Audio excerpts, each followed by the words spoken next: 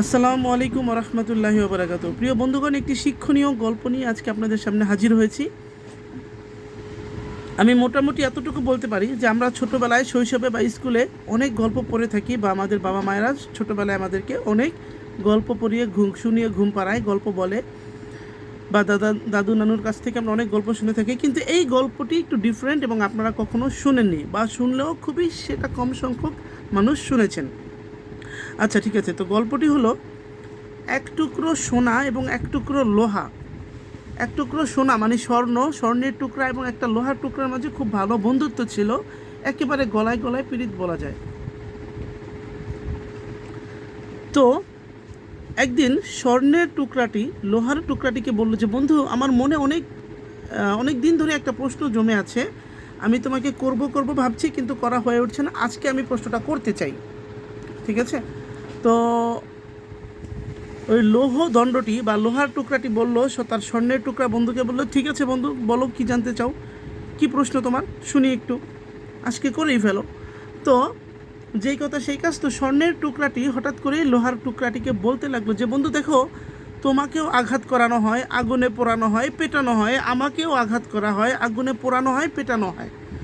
তোমাকে পেটায় কে?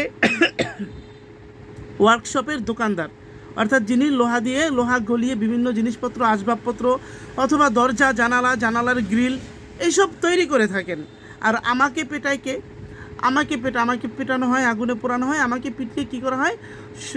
বিভিন্ন স্বর্ণের অলংকার বানানো হয়, গহনা, নাকফুল, কানের দুল, গলার মালা, গলার হার, গলার চেন, মাথার টিকলি বা ঝুমকা, কানের দুল, অনেক কিছু বানানো হয়, পায়ের নুপুর, বিভিন্ন কিছু বানানো হয়। কিন্তু তখন লোহার টুকরাটি প্রশ্ন করলো, হ্যাঁ বুঝলাম, কিন্তু তোমার প্রশ্নটা কি? তখন স্বর্ণের টুকরাটি বলল, আমাকে যে পেটানো হয়, আমি তো চিৎকার করি না, আঘাত করি না, মানে আমাকে পোড়ানো হয়, পেটানো হয়, আঘাত করা হয়, আমি তো তেমন একটা চিৎকার করি না, আমি তো চুপ থাকি, নীরব থাকি, সব কিছু সহ্য করে নেই, সহ্য করে মানুষের মুখে হাসি ফোটাই। কিন্তু বন্ধু, তোমাকে পেটানো হলে তুমি এত টাং সব, তুমি এত চিৎকার করো কেন? আমরা দেখি না, লোহা যখন পেটানো হয়, সেটা কামারের দোকানে হোক বা ওয়ার্কশপের দোকানে হোক, লোহা পেটানো হলে দেখবেন 2-3 জনে বড় বড় হ্যামার বা হাতুড়ি দিয়ে পেটা, এবং টাং এমন শব্দ হয় যে কান ঝালাপালা হয়ে যায়। তো এই প্রশ্নটাই স্বর্ণের টুকরাটি লোহার টুকরাটিকে করলো, যে তুমি এত চিৎকার করো কেন, কান্না করো কেন, একেবারে অসহ্য যন্ত্রণা। তখন স্বর্ণের টুকরাটি উত্তর দিল। কি উত্তর দিলে এবার একটু শুনেন, এখানে একটা টুইস্ট আছে। এটাই শিক্ষণীয় এবং জীবনের সবচেয়ে সেরা একটা শিক্ষা বলা যায়। তখন লোহার টুকরাটি উত্তর দিল যে, বন্ধু দেখো, তোমাকে যে পেটানো হয় লোহার ছোট্ট হাতুড়ি দিয়ে, আমাকে পেটানো হয় লোহার বড় হাতুড়ি দিয়ে। আচ্ছা যাই হোক, ছোট বড় কোনো কথা না, তোমাকেও আগুনে পোড়ানো হয়, আমাকেও আগুনে পোড়ানো হয়, সে পর্যন্ত ঠিক আছে। এবং ছোট হাতুড়ি বা বড় হাতুড়ি, সেটাও বড় কথা নয়। কিন্তু এবার একটু খেয়াল করো, তুমি স্বর্ণ, তোমাকে পেটানো হয় লোহার হাতুড়ি দিয়ে। স্বর্ণ এবং লোহার মধ্যে কোনো সম্পর্ক নেই, ও তোমার জাতের নয়, তোমার স্বজাতি নয়, সে অন্য একটা ধাতু, তাই তোমার খুব একটা আঘাত লাগে না। কিন্তু আমি লোহা, আমাকে যেটা দিয়ে পেটানো হয় সেটাও লোহা, সে আমার আপন ভাই বা আমার স্বজাতি, আমরা একই জাতের।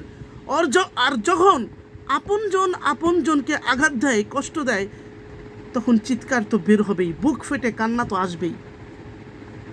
বুঝতে পেরেছেন বন্ধুগণ শিক্ষাটা? অর্থাৎ